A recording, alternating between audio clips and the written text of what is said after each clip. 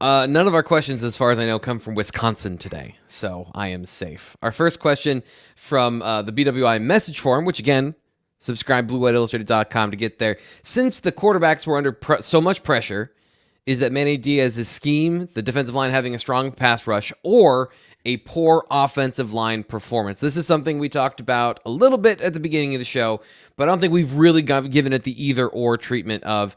Are you more concerned about the offensive line coming out of that game, or are you more excited about the defensive line, Nate? Because this is always the nature of your team versus your team. Is there a problem, or is there a huge plus bonus on one side? It's both, right?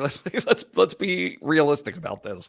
The offense is supposed to be behind the defense right now. Period. It's harder to do. There's more stuff. It's complex.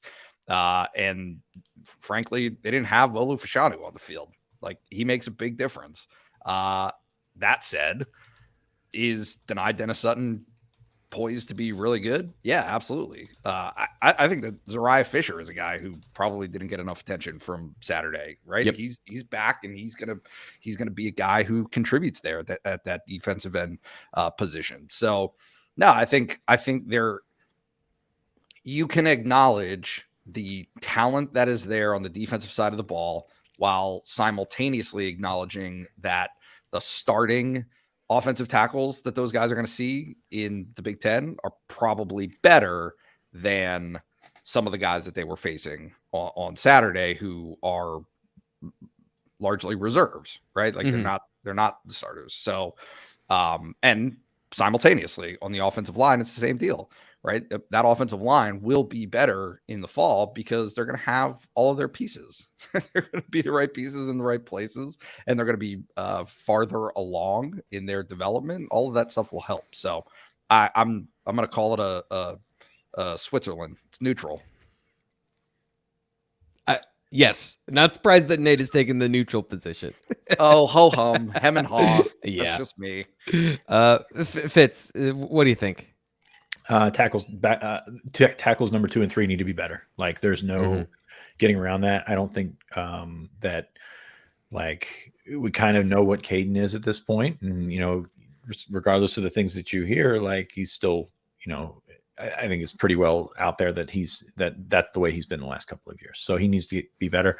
Drew, you worry about the things that you hear about him on the right side. Like, James came out and said that. He doesn't say that, like, that pointed criticism all that often. So I think he's definitely got to get better. But I mean, that defense, it was blitzing from all levels, which was crazy in a spring game. But at the same time, those defensive ends really made them look tough. But yeah. I think having a top 5 to top 10 NFL draft pick at left tackle is going to help them. So I hate to take Nate's point here and run with it, but I think they're going to be better. I think they'll be okay. They'll be able to mix in a little bit more of the run game. I think Penn State, stayed away from the run game this week, kind of keep their guys up, keep their running backs healthy. So defense, I don't want to say they knew what was coming, but you really didn't have a diversified attack to deal with there. So I think that helps. So I lean neutral in the sense that this was a spring scrimmage, and they're going to get pieces back. They're going to be fine. Nate, you were right. Good job.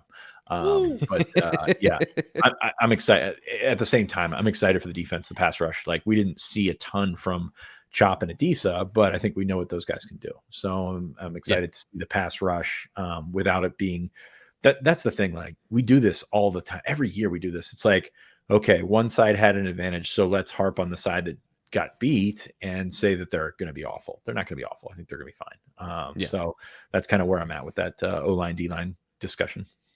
I will say, and to the point you started with, tackles 2 and 3 have to be better, and the consistency of what we've seen from them is, I think, the concern is that I'm not going to say Drew Shelton didn't get better, but it wasn't evident in that game against those players.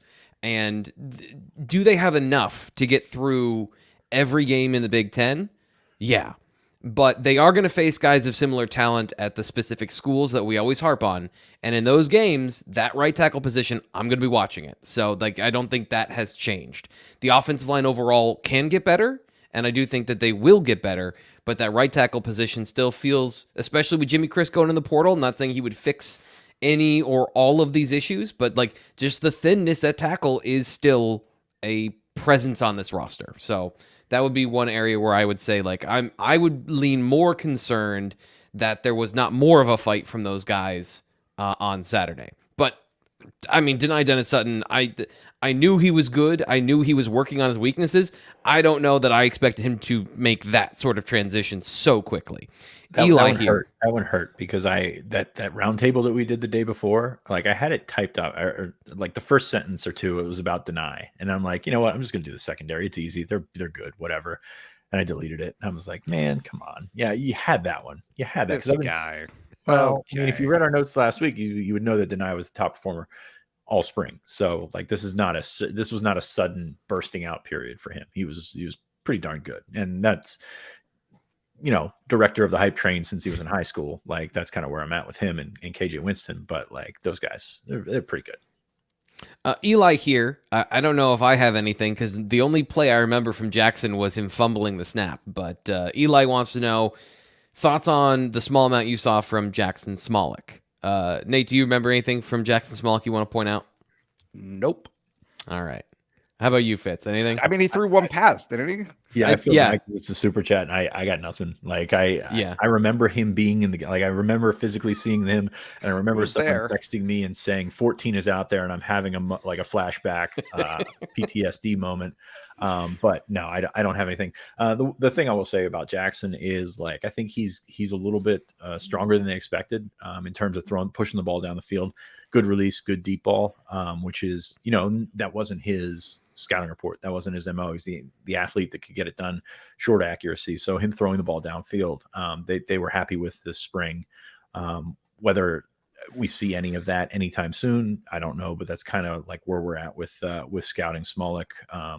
He just looks so young and so small next to those other guys that are not much older. I mean, just a year older, but you see the difference in a weight program for those two sophomores versus that incoming freshman that just got here. So he'll continue to develop. I think they feel good about where he is. I mean, it's not a situation where he came in and was like, we got to go start looking for another quarterback. I think this is he's got the physical tools to make it work. So no real insight on his blue-white game, but that hopefully that covers what we did. Thank you for the super chat.